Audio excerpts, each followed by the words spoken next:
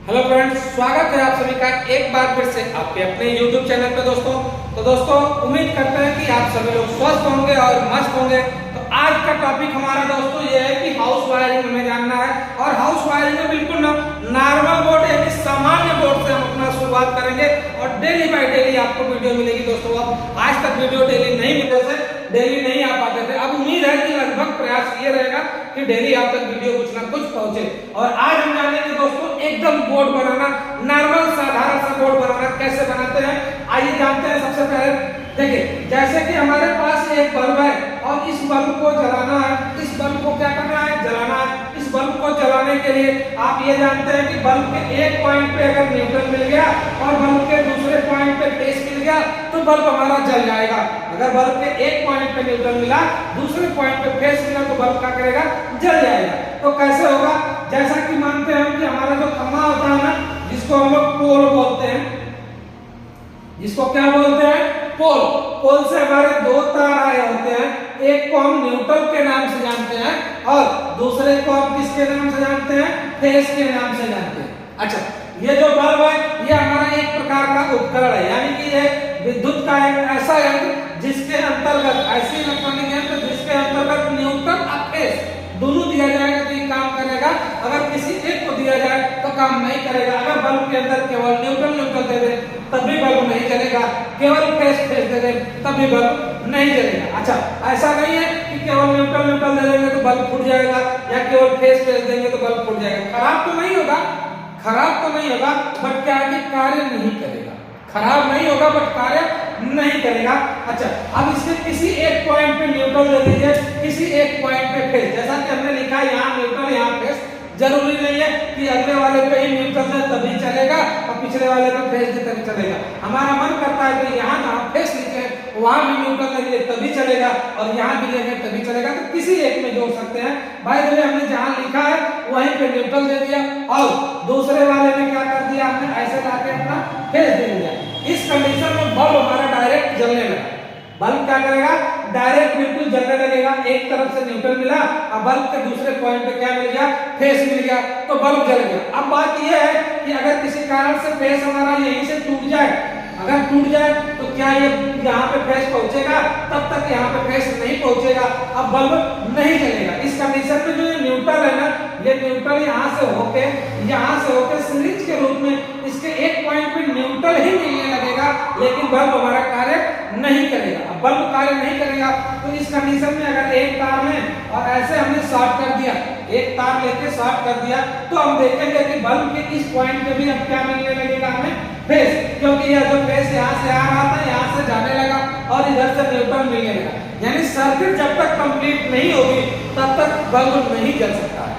ठीक है, अब ये हो गया। पुनः हमने इसको तोड़ दिया तो फिर बल्ब बुझ जाएगा। अब बार बार हम इसको लगा और हटा तो सकते नहीं है, थोड़ी दिक्कत होगी।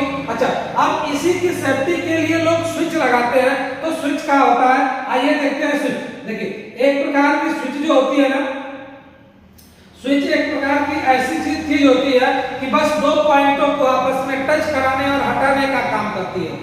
यहाँ पे जैसे जो सप्लाई हम यहाँ दे रहे हैं, स्विच के अंदर एक पत्ती लगी होती है, यह पत्ती यहाँ टच होती है और इसी चीज को आउट करती है। यानी जो चीज हम इन करते हैं, यहाँ जो चीज इन करेंगे वही चीज ही क्या करेगी? आउट करेगी। स्विच एक से इन, दूसरे से आउट। स्विच का कार्य है एक पॉइंट से इन करना तथा दूसरे से आउट करना, यानी दो पॉइंटों को आपस में टच कराना और हटाने का काम। जब स्विच को ऑन करेंगे तो यही पत्ती ऊपर से नीचे को सट जाती है और जब स्विच को ऑफ करेंगे तो यही पत्ती यहाँ से नीचे से हट जाती है, जिसके कारण स्विच ऑफ हो जाती है, यानी नीचे की सप्लाई ऊपर नहीं जाती है। यानी स्विच के निचले पॉइंट में हम क्या है? ऊपर वाले पॉइंट से स्विच आउट कर लेते हैं। ठीक है, तो इस प्रकार से फेस को आउट कर लिया। अब हम लगाते हैं यहाँ पे। अच्छा, क्या हम स्विच को केवल फेस में ही लगाते हैं, न्यूट्रल में नहीं लगा सकते?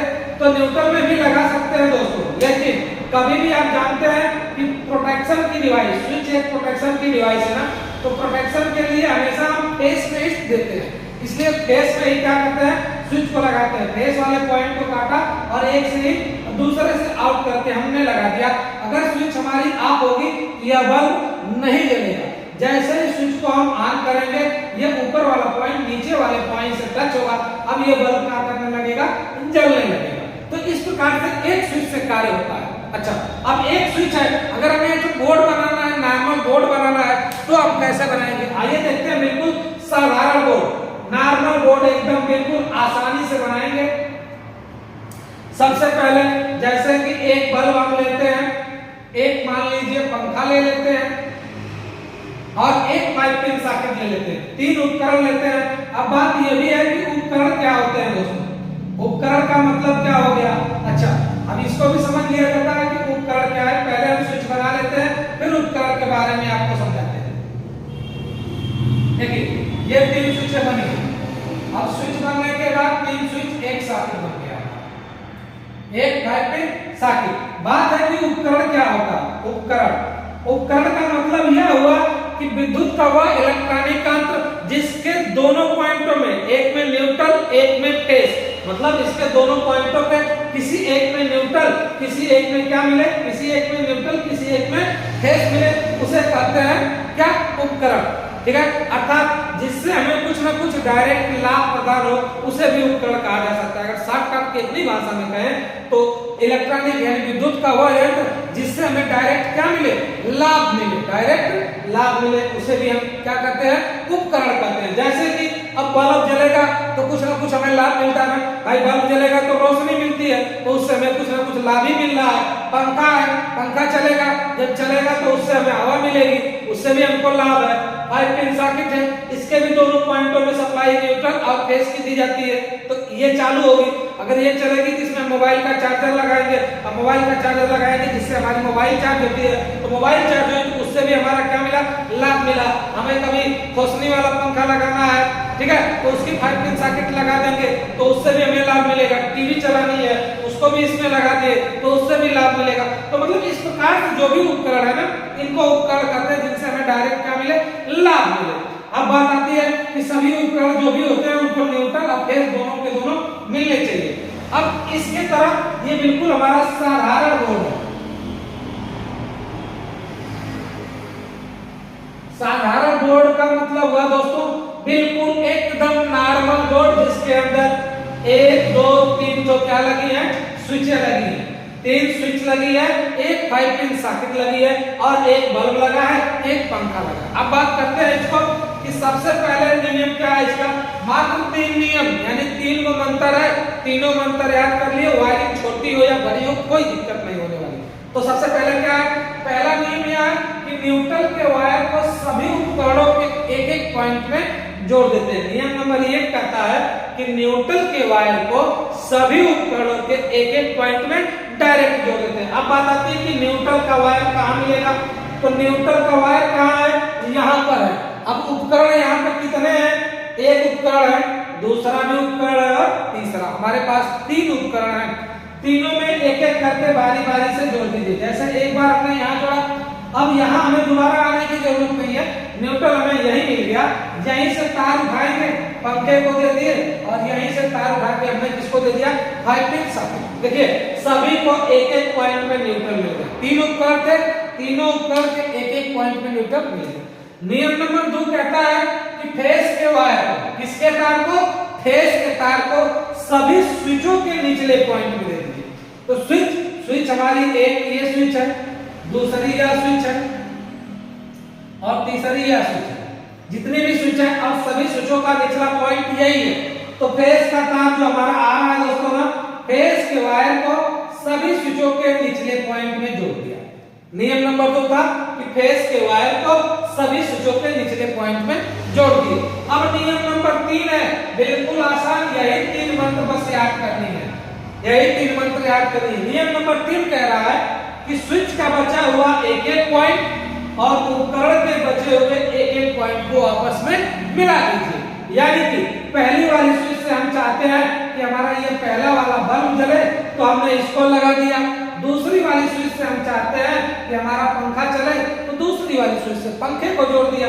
तीसरी वाली स्विच से हम चाहते हैं कि पाइप पिन सॉकेट चले, तो इस तरह से हमने इसको जोड़ दिया, पाइप पिन सॉकेट को जोड़ दिया। तो इस प्रकार से जिस स्विच को जिसको चलाना चाहते हैं उसको जोड़ सकते हैं। एक स्विच से उसके आउटपुट को जोड़ दिया, दूसरे वाले से बल्ब का बचा हुआ है, पंखे का बचा हुआ एक पॉइंट जोड़ दिया, तीसरे वाले से बल्ब का बचा हुआ एक पॉइंट। यानी नियम को एक बार फिर से रिपीट करके देख लेते हैं सरसरी निगाह से। सबसे पहला न्यूट्रल के वायर को सभी उपकरणों के एक एक पॉइंट में जोड़ दिया। अब बात आती है फेज की, तो फेज लाए स्विच को निचले पॉइंट में जोड़ दिया, सभी स्विचों के निचले पॉइंट में जोड़ दिया। अब बात आती है कि इसके बाद स्विच का बचा हुआ एक एक पॉइंट, उपकरण का बचा हुआ एक एक पॉइंट आपस में मिला देते हैं। इस तरह से एक एक पॉइंटों को क्या कर दिया, मिला दिया। बिल्कुल नॉर्मल एकदम कुछ नहीं, आसानी भाषा में इसको हमने बताया।